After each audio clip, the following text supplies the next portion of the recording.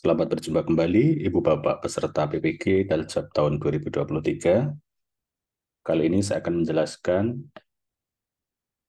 mengenai format perangkat pembelajaran bagi Ibu Bapak yang masih melaksanakan kurikulum 2013.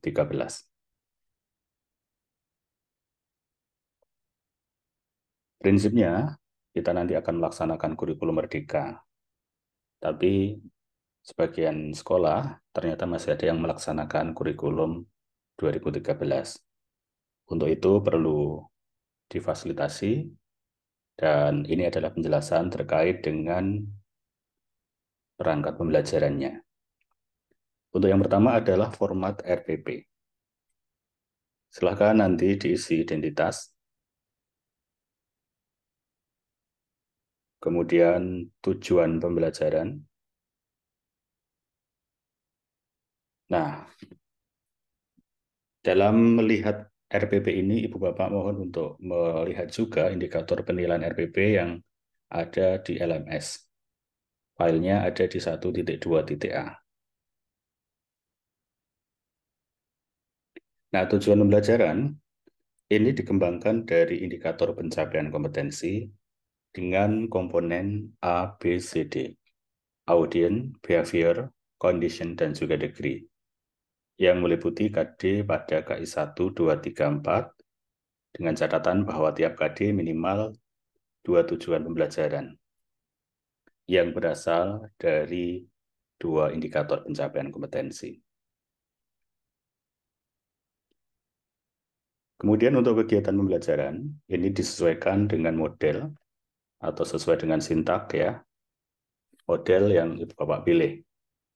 Metode pendekatan dan strategi yang digunakan ini terintegrasi TPEC, Technological Pedagogical Content Knowledge, juga pembelajaran HOTS ya, jika KD-nya sesuai, dan tentu saja solusi terhadap permasalahan yang teridentifikasi dengan model PBL atau PJBL.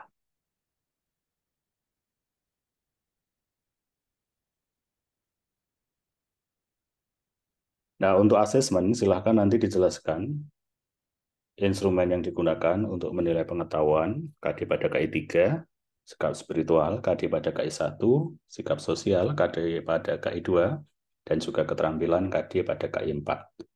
Selengkapnya nanti dalam lampiran.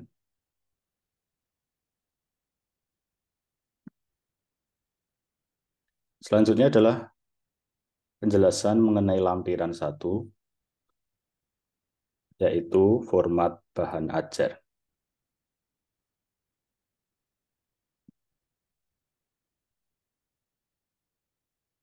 Nah, silakan diisi identitas, kemudian ditulis KD-nya atau indikator pencapaian kompetensinya. Nah, indikator di LMS bahan ajar itu harus sesuai dengan komponen utama modul atau RPP. Kemudian kebenaran substansi, sistematika, organisasi, keruntutan penyajian bahan ajar dari sederhana ke kompleks, dari lots ke hot. Juga terkait dengan kecukupan atau jumlah bahan ajar, kecukupan, keberagaman, keterpercayaan, dan kebaruan sumber belajar. Nah, kebaruan sumber ini nanti ditunjukkan di dalam daftar pustaka.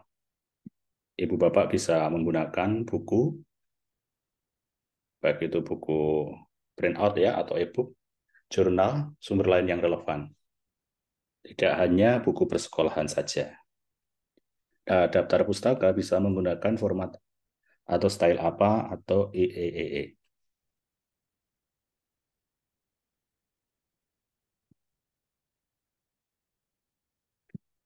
Lampiran selanjutnya adalah LKPD.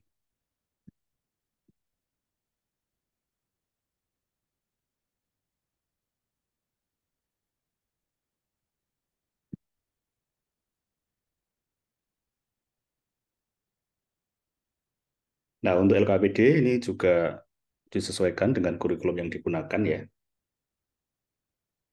Kalau kurikulum Merdeka CP, kalau kurikulum 2013 KD. Nah, prinsipnya harus sesuai dengan penilaian di LMS. Apa yang dinilai? kesesuaian LKPD dengan komponen utama modul atau RPP. Kemudian keruntutan kegiatan atau pertanyaan dalam LKPD, dan di sana menampakkan scaffolding. Scaffolding ini adalah desain guru ya dalam lembar kerja ini yang mempertimbangkan potensi peserta didik ya, diantaranya potensi kognitif. Karena tentu saja tidak sama, atau dalam prinsip pembelajaran berdiferensiasi, potensinya tidak sama, dan juga gaya belajarnya tidak sama. Nah, ini tercermin dalam lembar kerja peserta didik. Nah, itu menjadi indikator penilaian di LMS. Kemudian juga kesesuaian jumlah aktivitas, alokasi waktu, dan yang pasti harus disajikan dalam bahasa yang efisien, jelas, tidak ambigu, dan dengan tampilan yang menarik. Ini kalau pilihannya adalah PBL atau PJBL, nanti aktivitas peserta didiknya disesuaikan.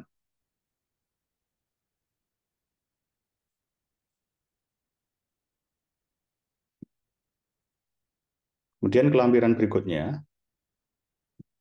setelah LKPD adalah lampiran media, Ibu Bapak ya.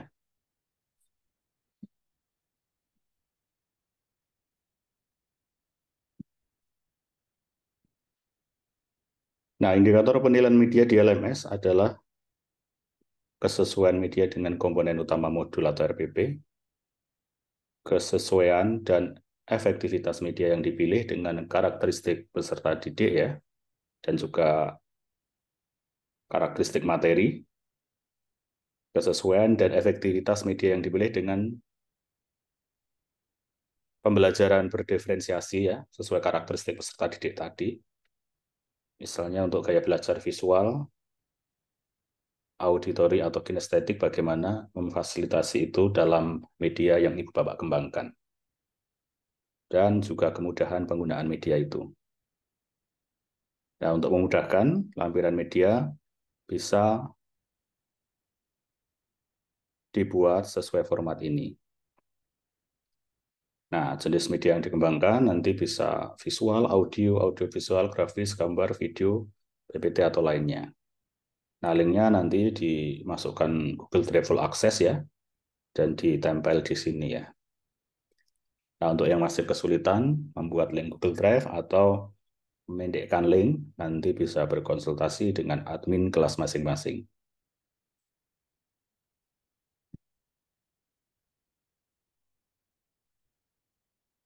Lampiran berikutnya adalah instrumen penilaian.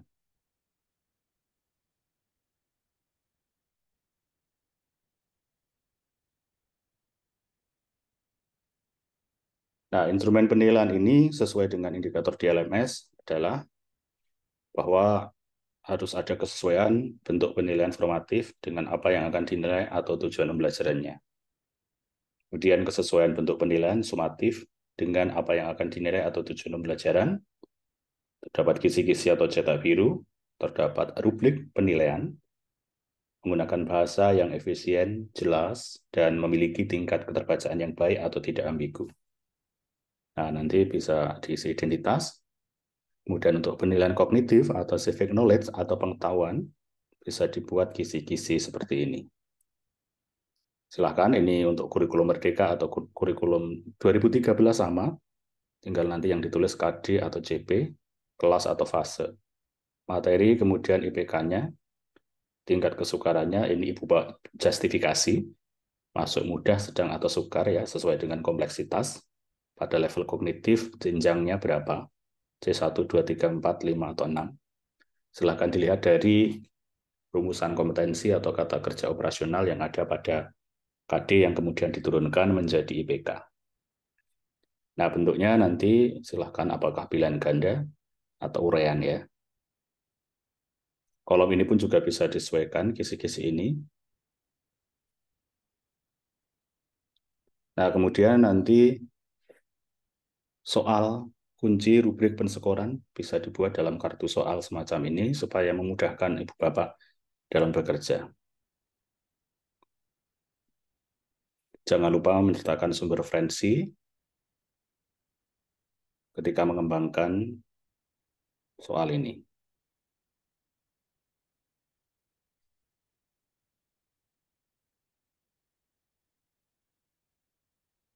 Nah, ini jika IC nanti perlu disertai dengan rubrik setelah kunci jawaban ya.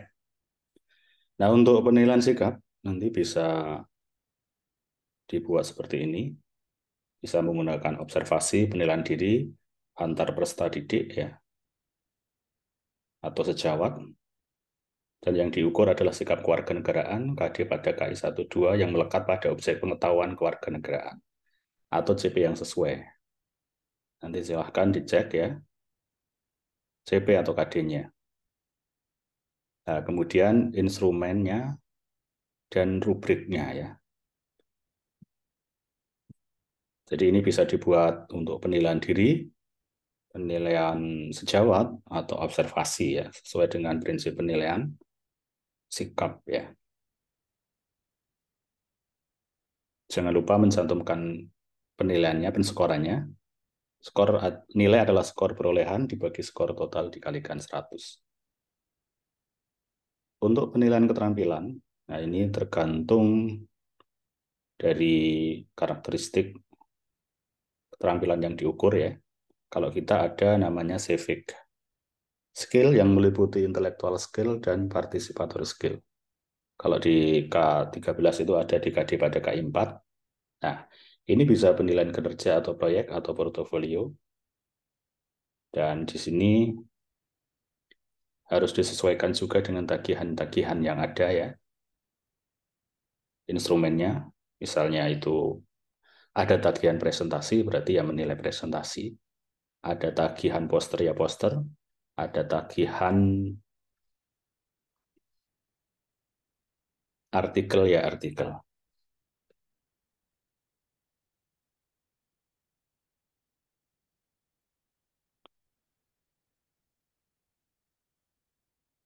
Demikian Ibu Bapak, selamat bekerja, terima kasih.